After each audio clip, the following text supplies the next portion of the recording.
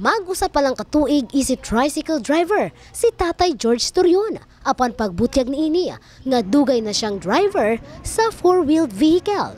Apan matud pa niya, wala kini kalahian ilabi na kung traffic ang hisgutan.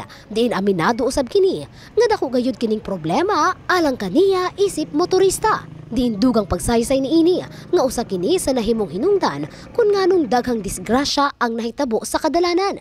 Kini gumikan sa pagsingit-singit sa kadalanan.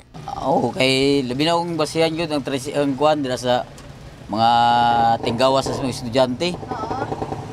Traffic no ginya kay kuhan ang mga tricycle uban, mga uban maudtong pauwi niya.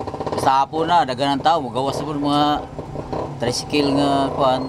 Hinungdan nga sa karon, wala na matingala pa si Turion sa misaka ang ayhap sa mga aksidente sa kadalanan. Tungod mo kinagadagan mga tricycle ay kuan mga sakyanan. Di man lang kay tricycle, dagan mo mga kuan mga four wheels nga mga sakyanan ang involved sa kuan mga aksidente.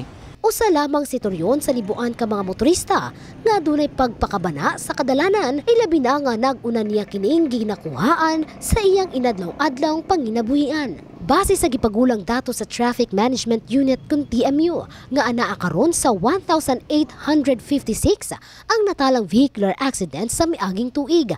Kung itandi matud pa kini sa tuig 2014, ana lamang kini sa 1,760.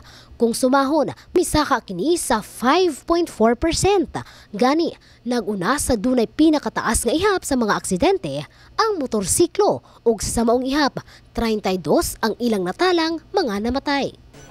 So ganun din no, yung may mga casualties no, involving vehicular accident. Kadalasan yung sa motorcycle talaga nangyayari.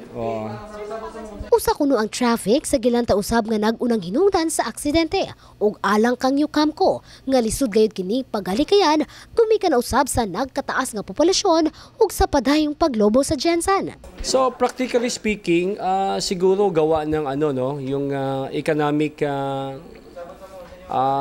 progress ng syudad natin. Kasi it is normal kapag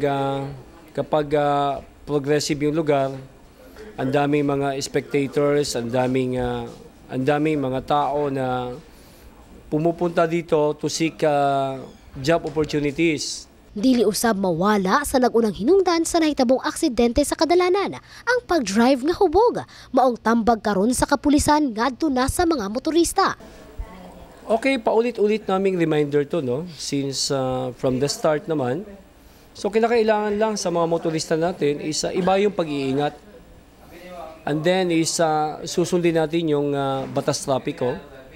And then i-emphasize natin yung kung ano yung mga alituntunin natin habang nagmamaneho tayo.